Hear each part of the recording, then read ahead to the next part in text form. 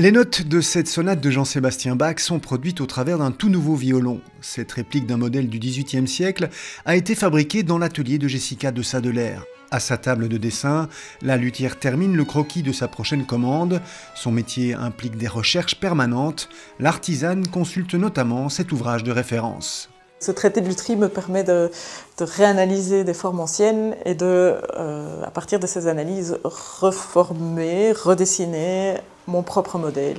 Il faudra à Jessica à peu près 300 heures de travail pour réaliser cet autre violon. Un processus créatif décomposé en une vingtaine d'étapes. La confection de la table d'harmonie de l'instrument est l'une d'entre elles. Ici, je suis en train de couper le canal des filets. Et donc, ce sont des brins de bois qui vont venir renforcer la structure du contour du violon. C'est de l'épicéa. Et oui, c'est pas fragile, ça reste solide, mais un coup bien placé peut le fendre très facilement.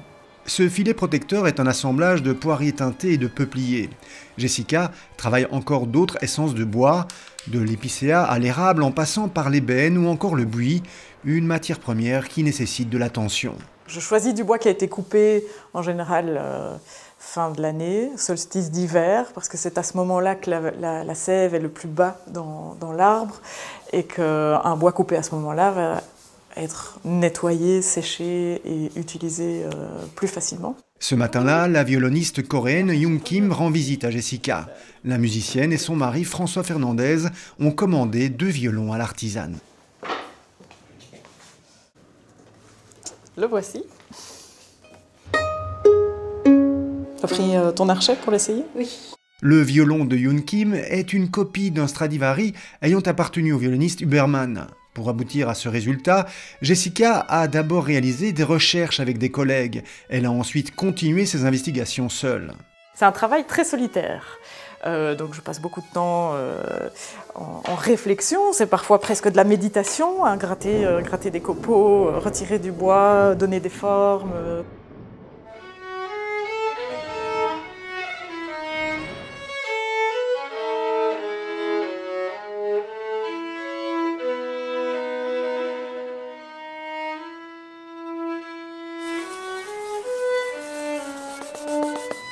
Le violon de François est en cours de vernissage, mais tout comme celui de Youn, son instrument sonne déjà comme s'il avait 100 ans d'âge.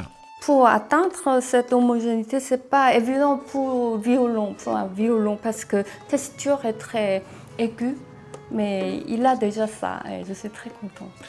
Jessica a été formée à l'école de lutherie internationale de Crémone en Italie. Depuis 2006, elle travaille avec la même passion. Et la luthière bruxelloise apprécie toujours autant le moment de transmettre aux musiciens le fruit de son travail.